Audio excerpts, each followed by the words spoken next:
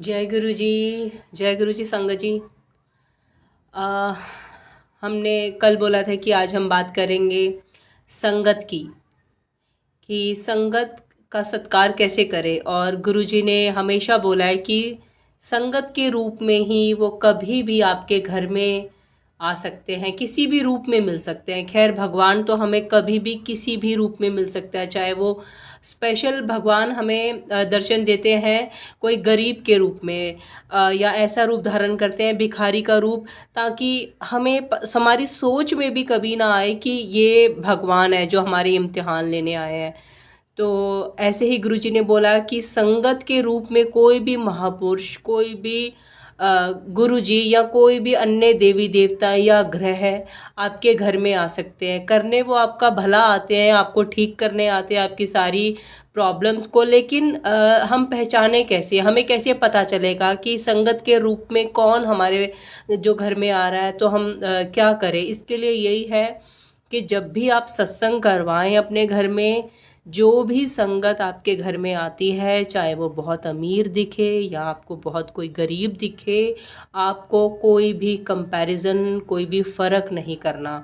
उसको उतना ही आदर सत्कार आपको देना है जितना आप आदर सत्कार किसी अमीर संगत को देते हैं, या किसी अपने क्लोज रिलेटिव्स को दे देते हैं, या अपने किसी घर के मेंबर को आप स्पेशल बोलेंगे यहाँ बैठ जाओ या ये करो या ये सेवा कर लो, कुछ भी, उतनी ही इक्वल आपको आदर सत्कार दूसरी संगत को भी देना है जो आपके घर में, आपके घर में सत्संग अटेंड करने के लिए आती है।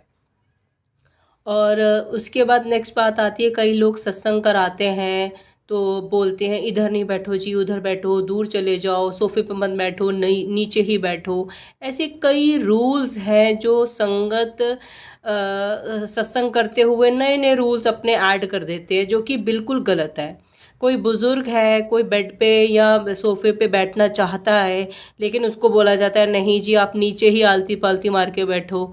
और कई बार ऐसा भी होता है, कोई यंग भी दिख रहा होता है लेकिन उसको प्रॉब्लम होती है, वो नहीं बैठ सकता नीचे, तो उसको कंपेल ना करें कि आप नीचे ही बैठेंगे जी, आप यंग है, या बिना बोले कि नहीं नहीं नहीं आप इधर ही बैठो। तो संगत जो भी घर में आती है उसको बिना किसी रोक टोक के आदर सत्कार से, वो चाहे गुरुजी के पास बैठना चाहे तो गुरुजी के पास बैठने दे, अगर वो बाहर अंदर आपके किसी भी रूम में बैठना चाहे तो उधर बैठने दे, अगर वो ज़मीन में कहीं साइड पे बैठना चाहे तो साइड पे बैठने दे।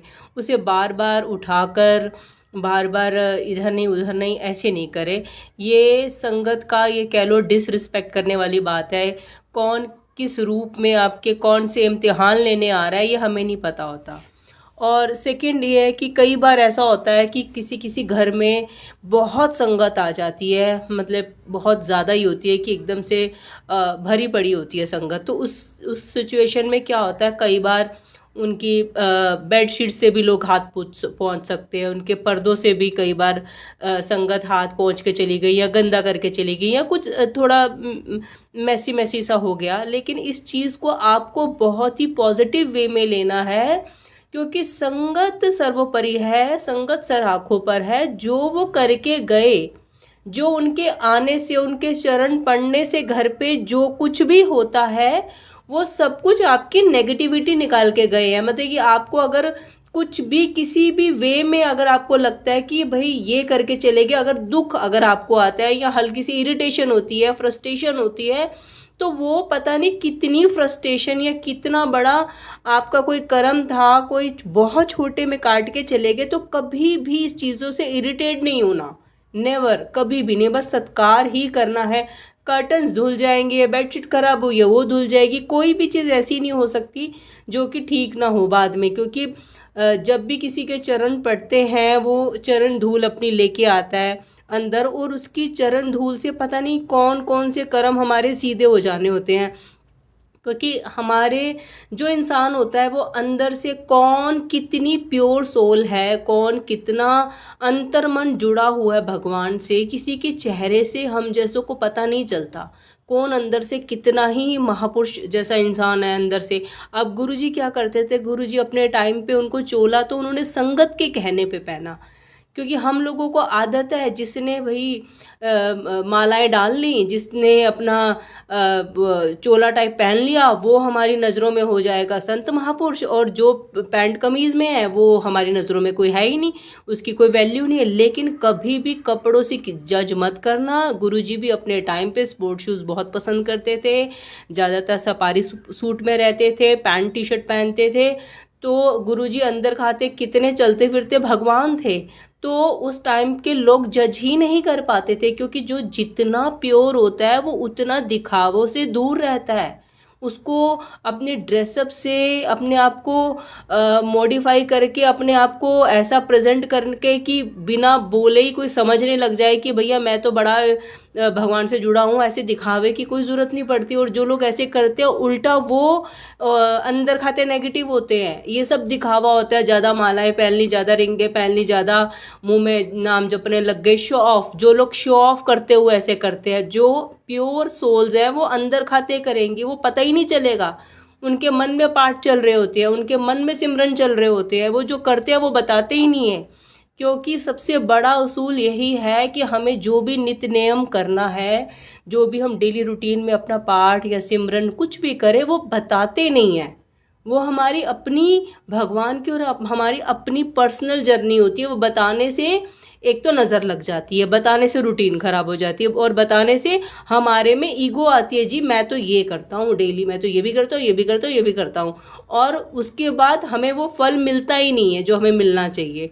तो कभी भी ये चीज़ों का दिखावा जो करता है, तो वो समझ जाओ कि वो प्योर नहीं है, वो शो ऑफ वाला है। तो ऐसे ही अगर संगत कौन सी कितनी प्योर है, किसके कितने ऊंचे ऊंचे कर्म है, किसके भाग्य में क्या क्या लिखा है, और उसके चरण धूल से आपके घर में पड़ने से आपके भाग्य कितने चमक जाने वाले, और वो किस रूप में आपके कितने कष्ट काटने आया है, छोटा सा आपको दुख दे के, तो ये नहीं पता होता है। इसलिए हमेशा संगत का सत्कार करें। जो कुछ भी हो रहा होता है उसको एक्सेप्ट करें। चाहे कोई अपने बच्चे ले आए, वो चिल्ला रहे हैं, लेकिन हाँ मना करना ज़रूर है, क्योंकि इससे डिसिप्लिन ख़राब होता है। गुरुजी का रूल है कि कोई बच्चे लेके ना आए, और बच्चों की वजह से सबका कंसंट्रेशन ख़राब हो जाता है। और बच्चों को हमेशा घर पे रखें। तो आप उनको ऐसा रूम प्रोवाइड कर सकते हैं बच्चों के लिए कि जहाँ पे बच्चे खेल लें, या उनको स्पेशल एक जगह दे दो कि आप भी डिस्टर्ब ना हो, अदर संगत भी डिस्टर्ब ना हो। तो इस तरह से मैनेजमेंट रखें अच्छा, कि सबका ध्यान, एक एक संगत का ध्यान रखें। और कई बार ऐसा होता है कि आरती करने के लिए कई सेवादार इतने टफ हो जाते हैं, इतने रूड हो जाते हैं कि भाई सारे ही उठो। अब किसी बुजुर्ग से उठा जाता है, किसी से नहीं उठा जाता, किसी के पैर सो जाते हैं, किसी से बहुत जल्दी नहीं उठा जाता। तो इतनी लंबी लाइन दूर तक बनवा देते हैं, बाहर तक, कि भाई ऐसे ही आना अलाउड है। तो ये सब कुछ गुरुजी ने नहीं बोला। गुरुजी अपनी संगत को बहुत प्यार करते थे, बहुत सराखों पे रखते थे, बहुत खिलाते पिलाते थे, जोक्स भी करते थे, प्यार भी करते थे। तो गुरुजी ने तो अपनी संगत को बहुत प्यार किया हमेशा। तो इतना टफ संगत के साथ रूल कभी भी नहीं होना, कभी भी इतना रूड या इतना हार्शली उनको ट्रीट नहीं करना, उनको सराखों पे रखना। उनके जो चरण हैं, जो उनके जो जूते हैं, जोड़े हैं, आप उनको उस पे बल्कि माथा टेकिए। पता नहीं कौन आया आपके घर में, क्या आपके कर्म बदलने आया। उनके चरणों की धूल को आप अपने सर आँखों पे लगाइए। वो मिट्टी नहीं होती, वो एक गंदी मिट्टी नहीं होती, वो गंदे जोड़े नहीं होते। वो आपके घर में पता नहीं कौन किस रूप में आ गया है, और वो आपकी तकदीरें बदल देगा। इसका भी मैं आपको बताती हूँ क्या कॉन्सेप्ट होता है। मान लो किसी की किस्मत में लिखे हैं 4 बेटे, ठीक है, और यहाँ एक बंदा है जो दरबार गुरुजी पे आके बोल रहा है कि मुझे बच्चा दे दो, मुझे बच्चा दे दो, मुझे बच्चा दे दो। उसकी किस्मत में नहीं है। तो भगवान ये चरण धूल का क्या कॉन्सेप्ट होता है कि अगर ऐसे संत महापुरुष की या ऐसे किसी की जिसके भाग्य में 4 बच्चे लिखे हैं, 4 बेटे लिखे, उसकी धूल आप पे चली गई, आपने उसको सर माथों पे लगा लिया, तो आपकी किस्मत बदल गई, आपकी किस्मत में आ गया। अब उसने तो 4 बच्चे क्या करने हैं, 4 बेटे क्या करने हैं, ऑलरेडी एक होगा, और 4 का क्या करना है। तो ये कॉन्सेप्ट है एक्सचेंजिंग का। चरण धूल ये काम करती है या किसी की उम्र बहुत लंबी लिखी है, अगर किसी की उम्र लिखी है 120 साल जिएगा जी, उसको 120 साल बेड पे रख के क्या इसको जीना है। तो अगर किसी की उम्र बहुत शॉर्ट है, बहुत कम उम्र उसने जीना है, तो वो क्या होता है, चरण धूल से क्या होता है, उम्र शिफ्ट थोड़ी सी मिल जाती है। तो ये कॉन्सेप्ट होता है भगवानों का। या किसी की किस्मत में बहुत पैसा लिखा है, हाँ, बहुत गाड़ियाँ लिखी हैं, तो क्या कोई बहुत गरीब है, वो चाहता है कि घर में कम से कम एक बेसिक नीड्स हमारी पूरी हो जाए, इतनी बरकत डाल दो या एक छोटा सा घर बन जाए, तो क्या होगा, उसकी अगर चरण धूल हमें मिल गई तो हमारी किस्मत में एक घर आ गया। ठीक है, तो ये सब कुछ होता है, इसलिए चरण धूल सर आंखों में रखनी चाहिए। और अगर आपको गलती से किसी संत महापुरुष, किसी ज्ञानी की अगर चरण धूल आपकी किस्मत में, वो भी ऊपर वाला चाहेगा तो ही होता है, अगर वो चरण धूल आपको मिल गई, फिर तो समझो आप पूरा ट्रांसफॉर्म हो जाएंगे, फिर तो आपकी ज़िंदगी ही बदल जाएगी।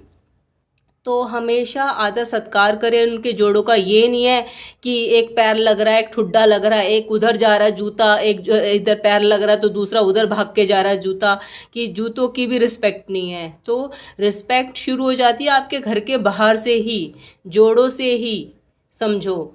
फिर संगत को अच्छे से बिठाइए, संगत को जो चाहिए उससे वो खिलाइए पिलाइए, जो आपका प्रसाद बना होगा घर पे, और लेना है तो और पूछिए कि और लेना। ये नहीं है कि आप अपना गायब है, किसी को वाकई लेना हो तो वो आपको बोल भी ना पाए। और अगर किसी को सत्संग अटेंड करना है तो वो करवाइए, किसी से पूछिए कोई अपना सत्संग अटेंड करना चाहता है या नहीं करना चाहता। ये सारी चीज़ें हैं जो अगर हम ध्यान रखें एक एक करके, तो हमें हमारी लाइफ में ये होना कि अगर हम इतना सत्कार अगर हम कर रहे हैं, तो अगर हमारी किस्मत में नहीं भी लिखे ना, कोई किसी रूप में भगवान हमारे पास आ जाए तो वो आ जाता है इतना प्यार देख के। क्योंकि भगवान जो होते हैं वो तो डिवाइन होते हैं, उनको तो सब पता चलता है कि किस घर में मेरी कितनी भक्ति चल रही है, कौन फेक है, कौन सच्चा है, कौन दिल से सेवा करता है, किसके घर में कितना अच्छे से लंगर बन रहा है। और ये तो फिर भगवान भी दौड़ा चला आता है ऐसे घर में लंगर खाने के लिए, ऐसे घर में बैठ के संगत के साथ बैठने के लिए। क्योंकि गुरुजी तो अपनी संगत से इतना प्यार करते थे, कभी उन्होंने उनको शो ही नहीं किया कि मैं इतना बड़ा भगवान महाशिव हूँ। वो ज़मीन पे बैठ के उनके साथ लंगर कर लिया करते थे, वो उन्हीं की एक थाली में लंगर खा लिया करते थे। तो गुरुजी ने तो कभी किसी भी चीज़ का भेदभाव किया ही नहीं, वो इतना प्यार करने वाले होते थे।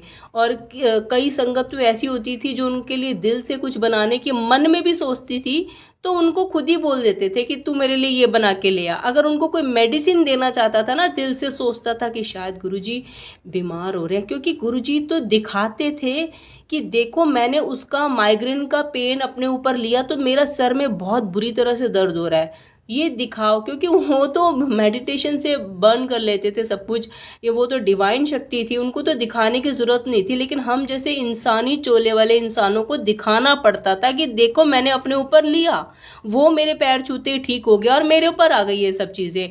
तो कोई कुछ मन में सोचता था, कोई सोचता था यार मैं मेडिसिन ये वाली दे दूँ, तो गुरुजी खुद ही बोलते अच्छा वो दवाई ले आई मेरे वास्ते। तो ये सब कुछ एक ऊपर वाले को ना हमारे अंदर बोलने से पहले ही, शब्द बनने से पहले हमारे इंटरनल भाव का पता चल जाता है।